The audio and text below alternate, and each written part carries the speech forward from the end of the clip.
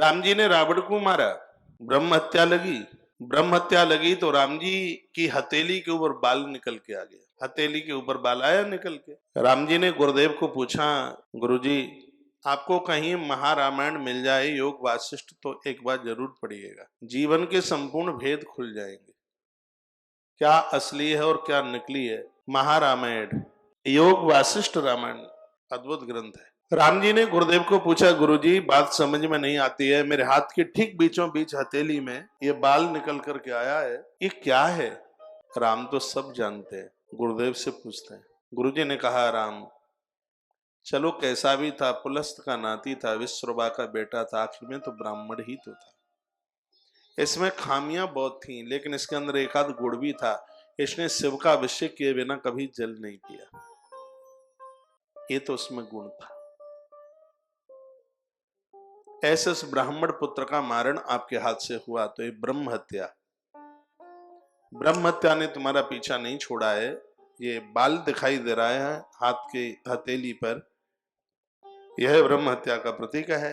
राम जी ने कहा, गुरुदेव इसके लिए अब क्या करें। गुरुजी ने कहा कि संपूर्ण तीर्थ यात्रा करके आओ और किसी न किसी तीर्थ में ये ब्रह्म हत्या धुल ही जाएगी।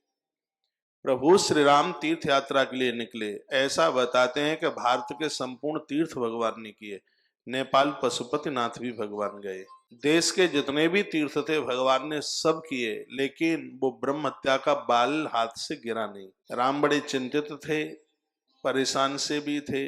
इधर यूपी में एक जगह पड़ती है सूकर क्षेत्र, सोरों घाट, ये एटा से आगे है, एटा से आगे है कासगंज, कासगंज से 10-12 किलोमीटर गंगा जी का किनारा है, जहां गोस्वामी तुलसीदास जी महाराज जी के गुरुजी रहते थे नर हरिदास। गोस्वामी जी ने पूरी रामायण तो अपनी गुरुजी से सूकर क्षेत्र में सुनी है, वहां भगवान वराह नारायण प्रकट हुए, इसलिए इस पूरे एरिया को सूकर क्षेत्र कहते हैं। बाबा तुलसी बहुत समय तक वहां रहे, तो राम जी तीर्थ यात्रा भ्रमण करते हुए सूकर क्षेत्र गए, यानी सोरों। यहां से राम अवध के लिए लौट रहे थे, अयोध्या के लिए लौट रहे थे।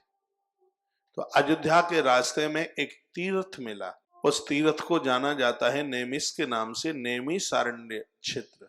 भगवान प्रभु श्री राम जी जब नेमिस में पहुंचे तो नैमिषारण्य का ऐसा प्रभाव था कि उस तीर्थ में पहुंचकर प्रभु श्री राम जी की हथेली का बाल टूट करके नीचे गिर गया, ब्रह्म हत्या समाप्त हो गई।